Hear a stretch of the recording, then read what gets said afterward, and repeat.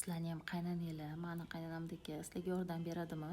Mani ismim Lola, 10 yildan beri Gretsiyada yashayman. Ikkita farzandim bor. Kichkinam endi 5,5 oylik bo'ldi. Bugun ish bo'yicha mani uchrashuvim bor edi. Qaynonam, "Men ham sen bilan boraman. Navaramga o'zim qarab turaman, bemalol gaplashasan" deb aytdilar. O'g'lim 3 oylikdan boshlab sekin-sekin endi ishlashni boshlab atuvdim. Bir oyda 2 marta uchrashib, syomka qilib, keyin 5-6 ta 10 tagacha video montaj qilatuvdim. Endi iyul oyidan boshlab bitta magazin uchun Instagram va TikTokni men yurg'izishni boshlayman. Mani vazifalarim va bir oylik kontentni обсуждать qildik. 1,5 soatdan keyin uyga qaytdik. Uyda hali ishim ko'p, ertaga dam olishga ketamiz. Chimodan yig'ishim kerak. Yana qaynonam qaytayotganimizda kirlaring bo'lsa yuvib qo'ygan, o'zim bir kun kelib sen yo'g'ingda dazmol qilib ketaman deb aytdilar.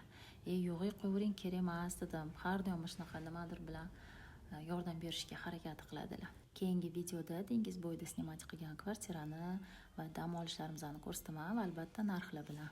Endi savolimga javob beringlar. Sizlarning ham qaynananglar shunaqa yordam beradimi?